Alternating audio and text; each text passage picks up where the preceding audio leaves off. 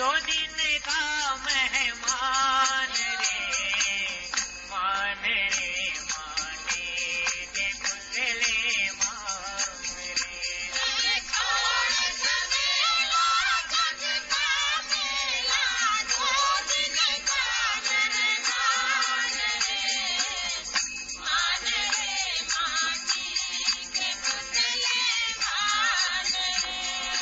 छोड़ दे बंदे झूठे धंधे, बन जा सच्चा इंसान रे, मान रे माने के पुतले मान रे। छोड़ दे बंदे झूठे धंधे, बन जा सच्चा इंसान रे, मान रे माने के पुतले मान रे। लोग विज्ञान के चक्कर में रहा करते हैं, लोग विज्ञान के चक्कर में रहा करते हैं, विष्णु राम कृष्ण की हंसी उड़ाया करते हैं, विष्णु राम कृष्ण की हंसी उड़ाया करते हैं।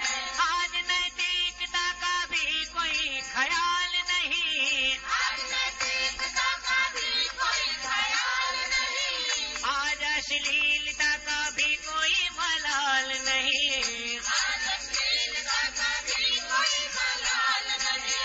आज की नारियां नारियों को ही भूल गई, आज की नारियां नारियों को ही भूल गई, नई श्रृंगार की रस्सी पकड़ के झूल गई, नई श्रृंगार की रस्सी पकड़ के झूल गई। थोड़ी सच्चाई पकड़ी बुराई, थोड़ी सच्चाई पकड़ी बुराई, सतियों के अरमान रे, मान रे माने के पुतले मान रे। छोड़ सच्चाई पकड़ी बुराई, सतियों के अरमान रे, मान रे माने के पुतले मान रे। छोड़ दे बंदे झूठे धंधे, बन जा सच्चा इंसान रे, मान रे माने के पुतले मान रे। छोड़ दे बंदे झूठे धंधे, बन जा सच्चा इंसान रे, मान रे माने के पुतले मान रे। तू आदमी है आदमी से जला करता है, आदमी है आदमी से जला करता है, ऐसे इंसान से भगवान भी उबलता है, ऐसे इंसान से भगवान भी उबलता है। आज संसार में उसे रहने का अधिकार नहीं, आज संसार में उसे रहने का अधिकार नहीं, जिसे परमात्मा से कोई सरोकार नहीं, जिसे परमात्मा से कोई सरोकार नहीं। आज भगवान की भक्ति को भूल बैठे हो, आज भगवान की भक्ति को भूल बैठे हो, वीर हनुमान की शक्ति को भूल बैठे हो, वीर हनुमान की शक्ति को भूल बैठे हो। भूल गया है गीता रामायण, भूल गया है गीता रामायण, भूला वेद पुराण रे, मान रे माने के पुतले मान रे। भूल गया है गीता रामायण रे, मान रे। छोड़ दे बंदे झूठे धंधे, बन जा सच्चा इंसान रे, मान रे माने के पुतले मान रे। छोड़ दे बंदे झूठे धंधे, बन जा सच्चा इंसान रे, मान रे माने के पुतले मान रे। आज उस गर्भ के वादे को भूल बैठे हो, चंद दौलत दौलत के इशारे पे शान ऐसे हो, तेरा परिवार तेरा साथ ना निभाएंगे, बहुत करेंगे तो शैया के साथ जाएंगे, राजो गर्भ गवाना नौ से बिसराओ, प्राण राहत के लिए प्रभु का भजन गाओ, नहीं ठिकाना कब है जाना, नहीं ठिकाना कब है,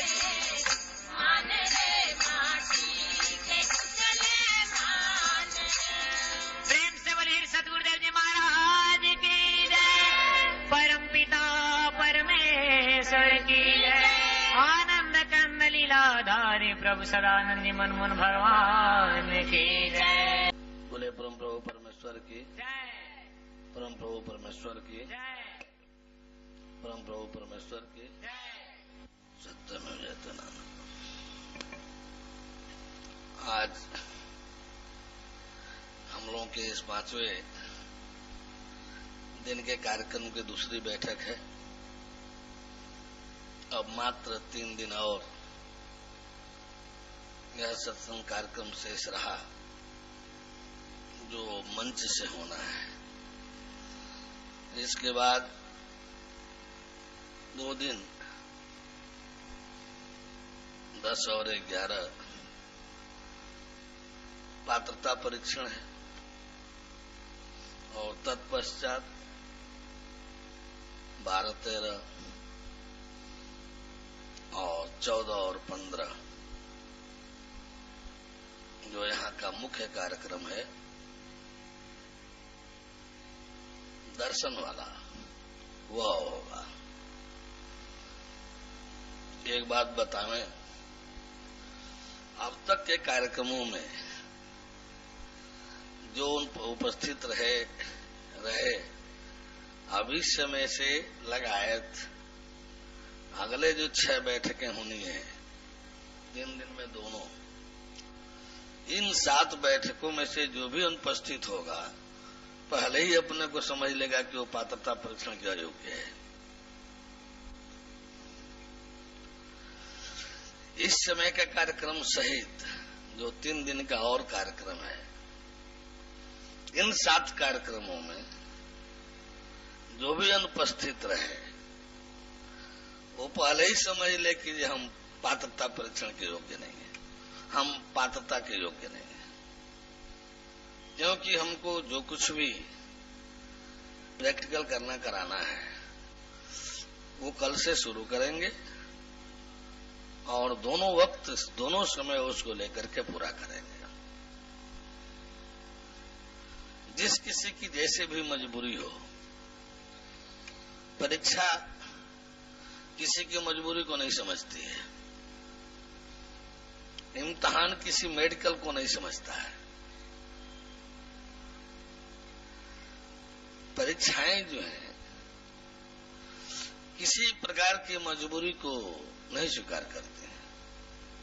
किसी भी प्रकार के मेडिकल दे देने से परीक्षा की अनुपस्थिति में पास का मार्कशीट बन जाए, ऐसा संभव नहीं है। तो इस समय हम जो है राम जी के उपदेश रखेंगे, क्योंकि राम जी परम ब्रह्म परमेश्वर के अवतार थे। इस ब्रह्मांड के सृष्टि के कर्ता भरता हरता, सृष्टि के कर्ता भरता हरता सब कुछ भगवान ही होता है। जो कुछ भी जहां करता है उसी के सकाश से, चाहे वो ब्रह्मा जी करें, महामाया करें, ब्रह्मा जी करें, शंकर जी करें, विष्णु जी करें, जो कोई करे उन्हीं के सकाश से करते हैं। तो हम आप सबको जिस भगवान की सृष्टि है, जिसने इसकी रचना की है, जो इसको चला रहा है, जो इसको जब चाहे बंद कर दे, उस भगवान के उपदेश को आप सभी के बीच रखेंगे कि वास्तव में ये मानव जीवन क्या है। भगवान राम ने बहुत अच्छा ईश्वर अपने प्रजाजनों को उपदेश दिया था, वो आप सबके बीच में आज भगवत कृपा विशेष से रखेंगे, ताकि आप सब समझ लें कि जो हम कुछ बोल रहे हैं वो मनमाना बोल रहे हैं या ऐसा ही है। हम परिवार को जो स्वीट पॉइजन, मीठा जहर कहने पर लगे हैं, तो यह वास्तव में सही है, प्रमाणित है या अप्रमाणित है।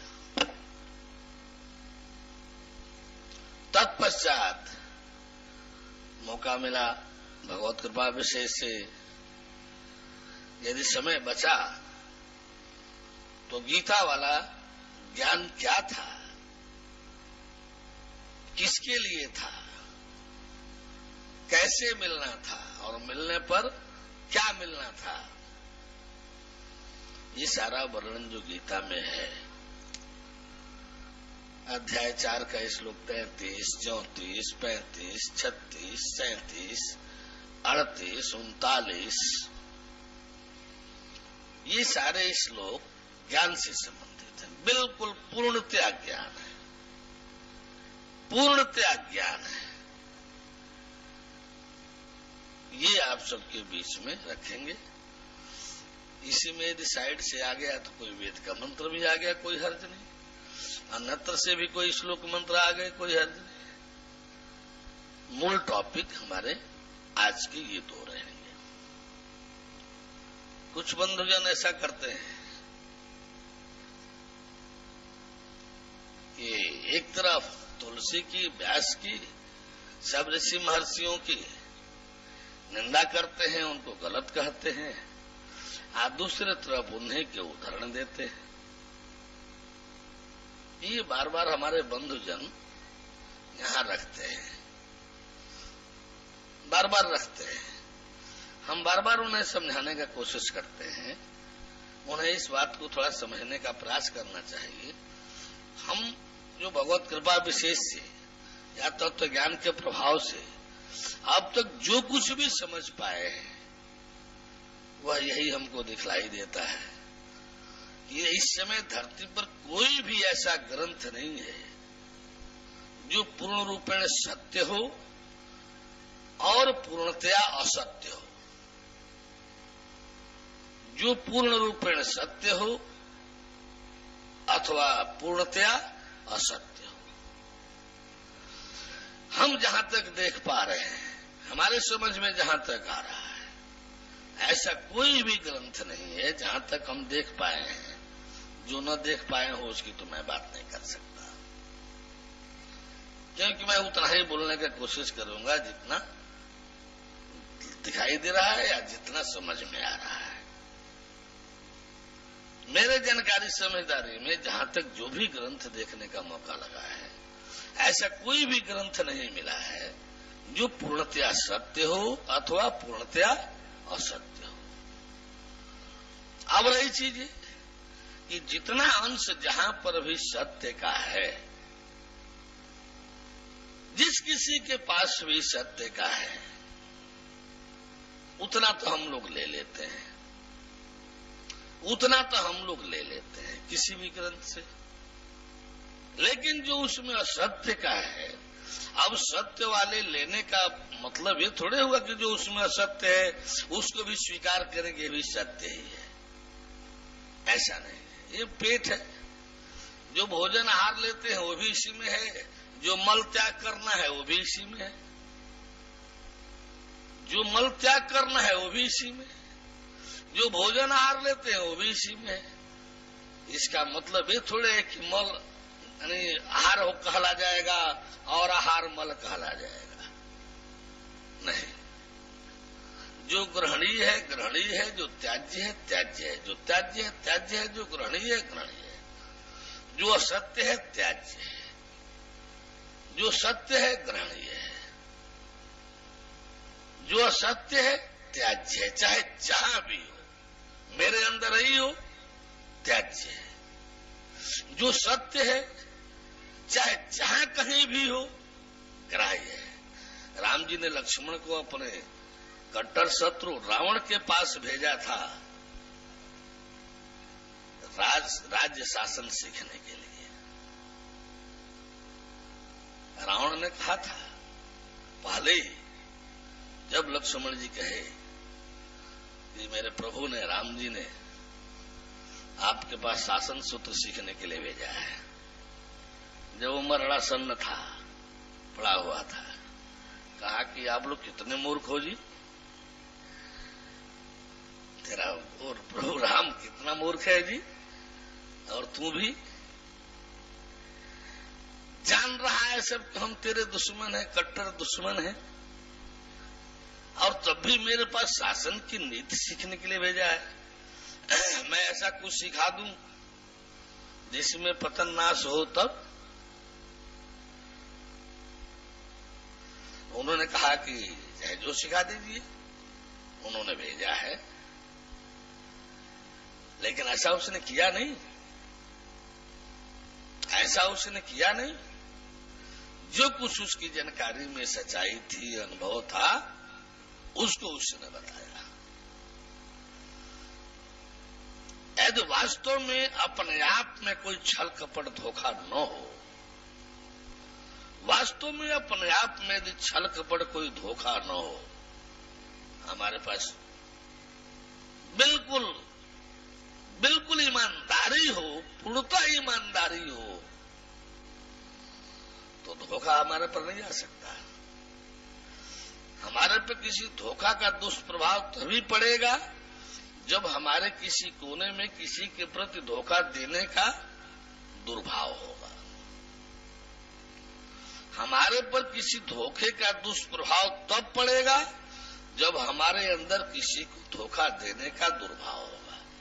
जब हमारे अंदर किसी पर धोखा देने का दुर्भाव होगा ही नहीं, तो कोई लाख प्लानिंग करे, कोई लाख कुछ करे, उस धोखे का प्रभाव, दुष्प्रभाव पड़ना क्यों नहीं है। आते आते आते आते सामने पड़ते समाप्त हो जाएगा। राम जी ने किसी दुर्भाव से लक्ष्मण जी को नहीं भेजा था, इसलिए रावण जैसा शत्रु भी पहले डांटा जरूर, कड़ा जरूर बोला, लेकिन जो समझाया, जो कहा, उसमें कोई दुर्भाव नहीं था।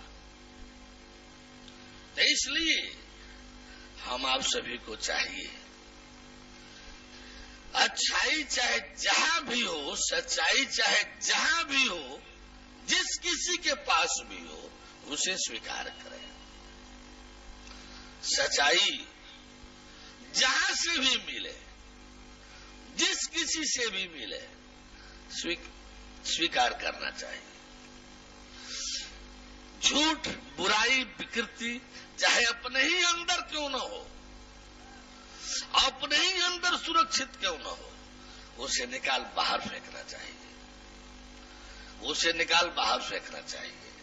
तत्काल यदि उसका लाभ भी मिल रहा होगा ना, तो आगे चल करके बहुत भयावह क्षति होगी। यदि कोई झूठ, फरे, बुराई, विकृति तत्काल यदि लाभ भी जो दे रहा होगा ना, तो आगे चल करके उसकी बड़ी भयावह स्थिति, क्षति होती है, दुष्परिणाम होता है। इसलिए क्षणिक बीच बीच के लाभ के चलते, क्षणिक बीच बीच के तथाकथित लाभ के चलते अपने को भयावह क्षति में, घोर क्षति में डालने का दुष्प्रयास नहीं होना चाहिए, दुष्प्रयास नहीं होना चाहिए। अब हम दिन में जैसे बंधुजन से बता रहे थे, बार बार बता रहे थे, आप सबको अच्छी तरह से इसको समझना चाहिए। दो क्षेत्र है, भगवान का नियम बहुत हार्ड एंड फास्ट है, बेहद बेहद सख्त है, बहुत कठोर है। जैसा जो विधान है उसमें रहने चलने वाले को उसको स्वीकार करना ही होता है। दूसरा कोई चाहे जितना जबरदस्त है, वह दूसरे को इंटरफियर नहीं कर सकता। ईश्वर कितनी एक महान शक्ति है, आत्मा एक महान शक्ति है, सत्ता है। शिव शक्ति एक महान सत्ता शक्ति है, ब्रह्म शक्ति एक महान सत्ता शक्ति है। लेकिन परमेश्वर का विधान, यदि आप शरीर प्रधान जीवन लेकर चल रहे हैं, घर परिवार में जीवन लेकर चल रहे हैं, और वो ईश्वर अपने नाचीज जीव के पीछे पीछे हल्लो हल्लो करके सारा अपना ईश्वरत्व दाब दूब करके लुप्त करके जीव के पीछे हल्लो हल्लो करने में लगा है, जीव के पीछे हल्लो हल्लो करने में लगा है, कुछ नहीं रह गया। उसकी सारी क्षमता शक्ति बिल्कुल क्षमता शक्ति विहीन जैसे, बिल्कुल क्षमता शक्ति विहीन जैसे जीव के पीछे पीछे पड़ा है। जीव इस शरीर के सामने बहुत एक महान शक्ति है, जिसको कुरान शरीफ में चाहे अरबी में रूहानी कुव्वत कहा गया है, रूहानी कुव्वत कहा गया है। वह रूहानी कुव्वत भी इस शरीर के पीछे पीछे अपनी सारी कुव्वत रहते हुए भी कुव्वत विहीन, क्षमता शक्ति विहीन जैसे होकर के आज शरीर के पीछे हल्लो हल्लो करने में लगा है। कुछ नहीं लग रहा है, शरीर के सामने जीव कुछ नहीं, शरीर के सामने आत्मा ईश्वर ब्रह्म कुछ नहीं। ये ऐसा है नहीं कि ये कुछ नहीं, ऐसा इसलिए है कि जिस परम प्रभु परमेश्वर ने इस सृष्टि की रचना किया है, उसकी ऐसी मान्यता है कि शरीर चाहे जिस भाव में जाए, पतन को जाए तो पतने में सहायता करो, उसी के अनुसार रहो, उत्थान में जाए तो उत्थान जैसे सहायता करो, इंटरफियर नहीं कर सकते, हस्तक्षेप नहीं कर सकते, अपने क्षमता शक्ति का गरूर नहीं कर सकते। अब इस परमेश्वर के हार्ड एंड फास्ट रूल के सामने ईश्वर की सारी क्षमता शक्ति, जीव की सारी क्षमता शक्ति, ईश्वर की महान क्षमता शक्ति सब विहीन होकर के पड़े हैं, कुछ नहीं है। आप सब चल रहे हैं, चोरी बेईमानी कर रहे हैं, ईश्वर जीव उसी में सहायक है, ईश्वर उसी में सहायक है। परमेश्वर के विधान के अनुसार ईश्वर जो है आकर के जीव को जीवनी शक्ति दे रहा है। उसके विधान में जीव जो है, आप चोरी करें ठीक, आप बेईमानी करें ठीक, आप यानी लूटपाट करें ठीक, आप मारकाट करें ठीक, जीव के लिए सब ठीक है ठीक। आप सही रहे ठीक, आप सज्जनता बरतें ठीक, आप लोगों की सहायता करें, परोपकार करें ठीक, आप परमार्थ में जाए ठीक। जीव और ईश्वर बेचारे के लिए परमेश्वर के अधीन रहते हुए सब ठीक ही ठीक, सब ठीक ही ठीक। क्योंकि जिस भाव में जिधर शरीर चलेगी, बस इन लोगों को उधर सहायता करना है। इन लोगों की मजबूरी है उसके अनुसार रहना चलना, सहायता करना। अब परमेश्वर ने दो क्षेत्र बनाया, परमेश्वर ने दो क्षेत्र बनाया। इस बात को आप सबको बिल्कुल अच्छी तरह से जान समझ लेना चाहिए, अच्छी तरह से जान समझ लेना चाहिए। यदि इसमें किसी भी प्रकार का शंका हो तो आकर के आप लोगों को हल करना चाहिए। अब आज से शंका समाधान का मौका पहले उसको दूंगा जो इसमें नित्य प्रति सत्संग सुनने में लगे हैं, जिनको लग रहा है कि हाँ ये संभव है कि ये प्रैक्टिकल में भी बैठे। तत्पश्चात बाद में उनको मौका दूंगा जो आए और घूमते घामते चलो भाई अब शंका समाधान शुरू हुआ है, चलो कुछ डिस्टर्ब करो, कुछ बोलो, समय कट जाएगा। तो हमारे पास समय काटने को तो नहीं है, लेकिन थोड़ा उनको भी मौका दूंगा, उनको भी तकलीफ होने का मौका नहीं दूंगा। भाई चलिए, जब 10 कदम चल कर आए हैं तो आप भी अपना कुछ रख लीजिए, लेकिन अब उनका नंबर पिछले दर्जे में रहेगा। वाले जो लगन से बैठे सुन रहे हैं, जिनको बैठने का जिज्ञासा है, पहले उनकी शंकाओं का समाधान होना चाहिए। बोले परम प्रभु परमेश्वर की। तो देखिए, 2 प्रकार का जीवन है, 2 भागों में जीवन है। दोपहर में आप इसको बार बार कह रहे थे। ये इतना महत्वपूर्ण है कि शायद एक आध बार हर बैठक में कह देना पड़े। इस समय तो बोल ही रहे हैं, अगले 6 बैठकों में भी कहते रहना पड़े कि भैया आप लोग समझने का कोशिश कीजिए कि 2 भागों में हमारा आपका जीवन है। एक है कर्म और भोग के बीच, एक है कर्म और भोग के बीच, माया के देखरेख और मालिकान में, माया के देखरेख और मालिकान में। इसकी उपलब्धि क्या है? भोग, 84 का भोग, दूसरा जन्मत मरत दूसरा दुख होई आदि पीड़ाओं का भोग। और ठीक इसके दूसरी तरफ है धर्म और मोक्ष के बीच का जीवन, धर्म और मोक्ष के बीच का जीवन, जिसका देख रेख मालिकान परमेश्वर करता है, सीधे परमेश्वर करता है। एक तरफ माया का मालिकान है कर्म और भोग में के बीच रहने वालों के लिए, और दूसरी तरफ भगवान का देख रेख और मालिकान है जो धर्म और मोक्ष के बीच का जीवन है। ये निर्णय आप बंधुजनों का है, ये निर्णय आप बंधुजनों का है कि कर्म और भोग के बीच में माया के देख रेख और मालिकान में रहना चाहते हैं, या धर्म और मोक्ष के बीच भगवान के देख रेख मालिकान में रहना चाहते हैं। ये निर्णय आप सबका है। रही बात जीवन दोनों में है, जीवन दोनों में है। जहां तक हम समझ पा रहे हैं, जब कर्म और भोग के बीच रहेंगे